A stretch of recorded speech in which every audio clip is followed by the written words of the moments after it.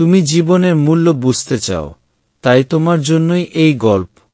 মন দিয়ে শোনো, আর গল্পের রেজা আর তার জীবনের মধ্যে নিজের জীবনকে খুঁজে দেখো। সময় সন্ন্যাসী ও জীবনের মূল্য। এক সময় ছিল রেজা নামের এক যুবক।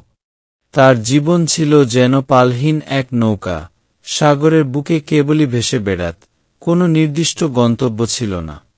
তার চোখে ছিল হতাশার মেঘ, মুখে ছিল না হাসি। সে সবসময় ভাবত, আমার এই জীবনের কি বা মূল্য আছে? আমি তো কেবলই নিঃশ্বাস নিচ্ছি, আর সময়ের স্রোতে ভেসে যাচ্ছি। সে তার অতীত নিয়ে অনুশোচনা করত, আর ভবিষ্যৎকে মনে করত এক ধূসর কুয়াশা। তার কাছে জীবন ছিল এক ভারী বোঝা, যা সে অনিচ্ছা সত্ত্বেও কাঁধে বয়ে চলেছে। একদিন সেই হতাশায় ডুবে থাকা রেজা হাঁটতে হাঁটতে শহরের কোলাহল ছেড়ে অনেক দূরে চলে গেল।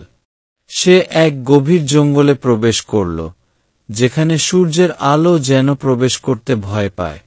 হঠাৎ তার চোখে পড়ল এক জীর্ণ কুটির। কুটিরের সামনে বসে আছে এক বৃদ্ধ সন্ন্যাসী। তার মুখমণ্ডলে বার্ধক্যের ছাপ থাকলেও চোখ দুটি ছিল সূর্যের মতো উজ্জ্বল। মানুষটি যেন শত শত বছরের জ্ঞান ধারণ করে আছে। রেজা তার কাছে গেল। সন্ন্যাসী তার দিকে তাকিয়ে স্মিত হাসলেন, যেন তিনি রেজার মনের কথা আগে থেকেই জানেন। রেজা বলল, হে মহাজ্ঞানী, আমার জীবন নিরর্থক। এই বোঝা আর বইতে পারছি না। আপনি কি আমাকে এই জীবন থেকে মুক্তি দিতে পারেন? সন্ন্যাসী একটি কথাও না বলে তাকে নিজের কুটিরের ভিতরে নিয়ে গেলেন। ভিতরে একটি কাঠের টেবিলের উপর রাখা ছিল এক অদ্ভুত জিনিস। সেটি ছিল একটি কাচের বালুঘড়ি, কিন্তু সাধারণ বালুঘড়ির মতো তার ভিতরে বালি ছিল না, ছিল যেন তার জীবনের ফেলে আসা মুহূর্তগুলো। সন্ন্যাসী বালুঘড়িটি তুলে নিয়ে রেজার হাতে দিলেন এবং বললেন, এর নাম সময় সঞ্চয়ী। এর উল্টো দিক থেকে জীবনের প্রতিটি নিরর্থক মুহূর্তকে বের করে দিতে পারো। প্রতিবার যখন তুমি এটিকে উল্টাবে, তোমার জীবনের সবচেয়ে অপ্রীতিকর বা মূল্যহীন মুহূর্তটি মুছে যাবে। রেজা খুশিতে আত্মহারা হয়ে গেল। সে ভাবল, এই তো সুযোগ। আমার জীবনের সব খারাপ সময়, কষ্ট, ব্যর্থতা সব মুছে ফেলব। সে প্রথমবার বালুঘড়িটি উল্টাল। বালুর মতো ঝরঝর করে অদৃশ্য হয়ে গেল তার প্রথম ব্যর্থ প্রেম। সেই প্রেম তাকে যে কষ্ট দিয়েছিল, তা যেন এক নিমিষেই হাওয়ায় মিশে গেল।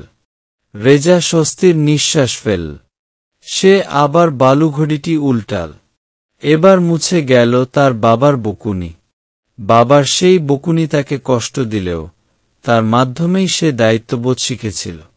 কিন্তু রেজার কাছে তা ছিল অপ্রীতিকর এক স্মৃতি। সে ভাবল, আহ, কি শান্তি! সে আবারও উল্টাল। এবার মুছে গেল তার শৈশবের সেই দারিদ্র্যের কারণে সে অনেক কষ্ট পেয়েছিল, কিন্তু সেই কষ্টই তাকে আজ সংগ্রাম করতে শিখিয়েছে। এখন তার কষ্ট নেই, কিন্তু সেই সঙ্গে সংগ্রামের জেদটাও যেন হারিয়ে গেল। রেজা একের পর এক বালুঘড়িটি উল্টাতেই থাকল। সে মুছে ফেলল তার কৈশোরে বন্ধুর সঙ্গে হওয়া ঝগড়া, কিন্তু সেই সঙ্গে মুছে গেল ঝগড়ার পর একে অপরের প্রতি তৈরি হওয়া গভীর বিশ্বাস আর বন্ধুত্ব। সে মুছে ফেলল অসুস্থ মায়ের সেবা করার সেই ক্লান্তি, কিন্তু সেই সঙ্গে মুছে গেল মায়ের চোখের কৃতজ্ঞতা আর ভালোবাসার সেই গভীর অনুভূতি। সে মুছে ফেলল চাকরির প্রথম ইন্টারভিউতে ব্যর্থ হওয়ার অপমান, কিন্তু সেই সঙ্গে মুছে গেল সেই অপমান থেকে শেখা ধৈর্য আর চেষ্টা করার ইচ্ছা। কিছুক্ষণ পর রেজা বালুঘড়িটি থামিয়ে তার জীবনের দিকে তাকিয়ে স্তম্ভিত হয়ে গেল। তার জীবনটা এখন এক বিশাল শূন্যতা। তার স্মৃতিগুলো যেন শুকনো পাতার মতো ঝরে পড়েছে। তার কষ্ট নেই, কিন্তু সেই সঙ্গে সুখের অনুভূতিও নেই। তার ব্যর্থতা নেই, কিন্তু সেই সঙ্গে সাফল্যের আনন্দ নেই। তার জীবন থেকে অপ্রীতিকর মুহূর্তগুলো মুছে ফেলার পর সেই মুহূর্তগুলো থেকে পাওয়া শিক্ষা, ভালোবাসা, মমতা আর অভিজ্ঞতার চিহ্ন মুছে গেছে। তার জীবন এখন এক সাদা খাতা, যেখানে কোনো গল্প লেখা নেই। সে তার মায়ের চেহারা মনে করতে পারছে না, তার শৈশবের প্রিয় গান মনে করতে পারছে না, তার বন্ধুদের সঙ্গে কাটানো হাসির মুহূর্তগুলো মনে করতে পারছে না। রেজা এবার ভয়ে কাঁপতে লাগল।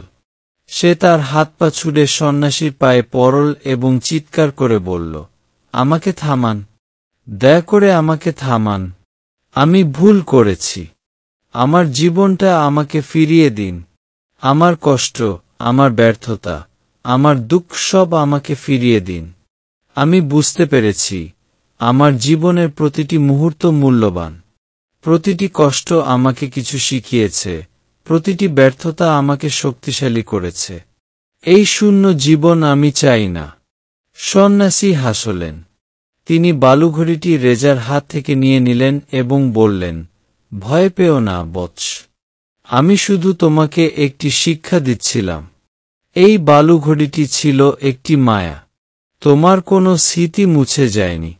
তোমার জীবনের প্রতিটি মুহূর্ত, প্রতিটি কষ্ট, প্রতিটি আনন্দ এখনও তোমার হৃদয়ে বেঁচে আছে। রেজা চোখ বন্ধ করে দীর্ঘশ্বাস ফেল। সে চোখ খুলতেই দেখল, তার সামনে দাঁড়িয়ে সেই বৃদ্ধ সন্ন্যাসী। তিনি বললেন, জীবন হল এক সুতোয় গাঁথা মালা।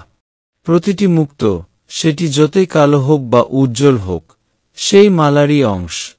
একটি মুক্ত সরিয়ে নিলে মালাটা সম্পূর্ণ হয় না।